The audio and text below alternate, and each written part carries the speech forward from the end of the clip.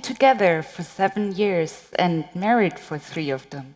We decided to get married after we had traveled in an electric car along the ancient Silk Road until the border of China. It was a huge adventure that required lots of planning and really tested our relationship, making our bond even more profound. Our love would last forever. It felt natural to get married and become a team for life. Having both grown up with siblings, we also knew we wanted to become parents to our daughter, who was born 6 months after we returned, and her future siblings. Be together till death do us part and raise our own little family. That was our plan. But it also felt right to be prepared for things not going according to plan. After all, one thing our trip with the electric car taught us was that no matter how amazing Plan A sounds, unexpected things might happen. You might need to fall back on Plan B or C. But what are Plan B and C in a marriage? It doesn't sound even remotely romantic to think about contingency plans for your marriage. People aren't really talking about it, are they? And that's why we're here today, to tell you why we think it's actually very romantic to contractually agree on always having your partner's back, on making sure their needs are met and that they're well taken care of in case Plan A doesn't work out. This is why we negotiated for over 12 months our very own personal prenuptial agreement. But before going into all that, let's take apart the word first. Prenuptial agreement. Pre means before, and nuptialis is a Latin word for something being related to marriage. Fun fact, you can just as well sign a prenup after your wedding. This is actually how we did it. And agreement is straightforward. Both parties need to want it. You can't force a prenup, only negotiate it. Usually, a prenup covers arrangements only important in case of a divorce.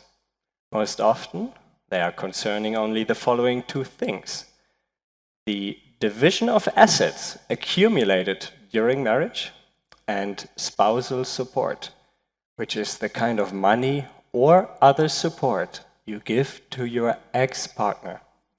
Phew, that does not sound romantic, but we promised you romance, right? When I was a little girl, I was dreaming of the most romantic wedding day with huge festivities, a princess dress, a ballroom, and a party never to forget. All I thought about was the wedding, not the whole package that comes with it.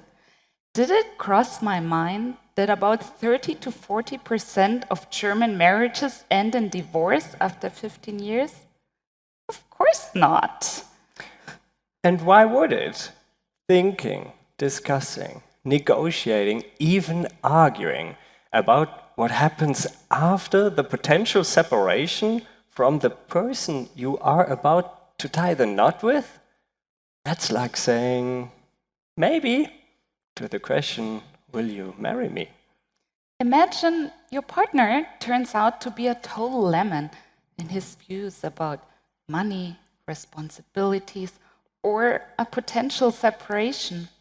Would you rather find out as early as possible or when the hypothetical becomes reality? It sounds obvious to me. The earlier the better. An agreement arranged in peace will always outweigh a wartime settlement. In good times, I consider Magdalena's interests to be equally important as my own.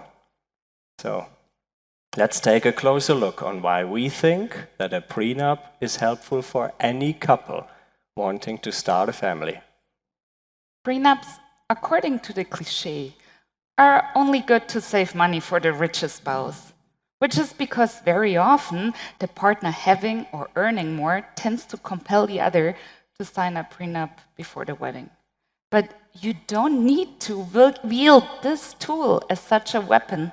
From the very start, we knew our prenup was not about hoarding as many assets as possible for one side, but about finding a fair, even a generous agreement for both of us, for the sake of our own little family.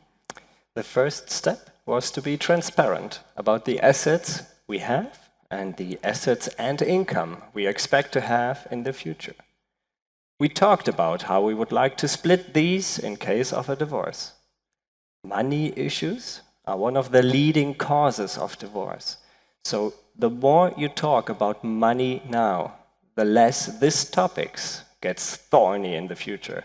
We always fostered transparent communication about money in our relationship. So actually, that part of the prenup seemed fairly easy to us. Our real work was just about to start. In our experience, what many people don't recognize is that when you get married, you always implicitly agree on a default prenup agreement, namely the one provided by the law of your land. Neither priest nor best man will tell you much about these laws, so it's highly recommended to become at least a bit familiar with them. The essence of the solution by law is, after a divorce, the person with money or a job supports the person without money or a job. We both have academic degrees and a similar amount of work experience. In the past, I even earned more than Benedikt. This changed after our first daughter was born 3 years ago. I stayed at home with her for a year because it was easier for me nursing her. Even after she started daycare, I wasn't working close to full-time. Right now, I'm at home again with our second daughter, who was born 4 months ago. Financially, starting a family meant for me, first, I had no income. Second, I was no longer paying into my retirement fund. And third, I stopped building up my human capital and earnings potential for the future. According to the statistics, my lifetime income will be at least 1/3 less than Benedikt's. Unfortunately, childcare is not ideal to help us solve this discrepancy, because who stays at home with a sick child? What happens during the 30 days or so that a childcare center is closed in a year? Who takes care of a school kid during the 12 weeks of school vacation? Or in a pandemic with months of lockdown? In our case, I reduced my work to a minimum and stepped in for all these cases. Every couple with children is faced with a constant trade-off between investing more time into a career or into the family. As long as the relationship lasts and the couple sees themselves as a team, that's actually no problem. But since there is a considerable chance that also our relationship might not last a lifetime, we want to give the person caring for the family peace of mind. So in case of a divorce, I would, of course, receive the default spousal support defined by law. But that alone is not enough. Additionally, we've agreed to strike up the following balance in case of a divorce. First, we compare how many years one person was less of a money earner than the other, because he or she was caring for the family. Second, for every year of this difference, that person gets another extension of spousal support. The primary aim of this spousal support extension is that, in our case, Magdalena could re-educate and retrain herself for potentially many years without any monetary worries. This takes away a significant source of pressure usually associated with a divorce, namely having to suddenly accept any dreadful or otherwise unsuitable job that comes along. This thinking does not exist in German family law. The law says that your ex-partner needs to pay spousal support only if you cannot support yourself. A compensation for unpaid family work through a generous spousal support extension is uncommon and requires a special prenup. Finally, let's also have a closer look at what our process of developing the prenup looked like.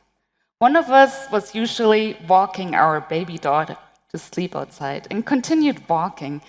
The other one was juggling a phone and a laptop. That way, we could discuss the prenup for hours. Of course, that involved disagreements and back and forth, but maybe the physical distance helped us to remain focused and factual. At one point, I got lost while developing the perfect equation for how much spousal support each one would get, with Greek variables and crazy fractions. So I stopped short of integrals. Unfortunately, family lawyers aren't engineers or mathematicians. What really slowed us down was the fact that our first two lawyers just didn't understand our intention and were going for a standard solution. We were on our own for long stretches of time. Finally, we found a good lawyer who felt just like a coach to us. She helped us translate our thoughts and equations into legal terms. This process was long and intense. I remember Benedikt's dad, a serious and precise tax accountant, asking, "Guys, what's taking you that long with that prenup? Is the wedding off?" Clearly it wasn't off. We were just designing the best relationship contract we could have wished for. We will only know at the end of our lives if it was really the best contract for us. But regardless of what happens in the future, we are already certain that the process of developing our marriage contract has made our relationship stronger. It gave us insights into our core values, our vision of our future together, and what is important to us. It made it even more clear that we both wish to raise children and spend as much time as possible with them. The trade-off between career and children isn't easy, and we find ourselves in a constant dance in between, but we know what is important to us. The prenup has also increased our trust in each other.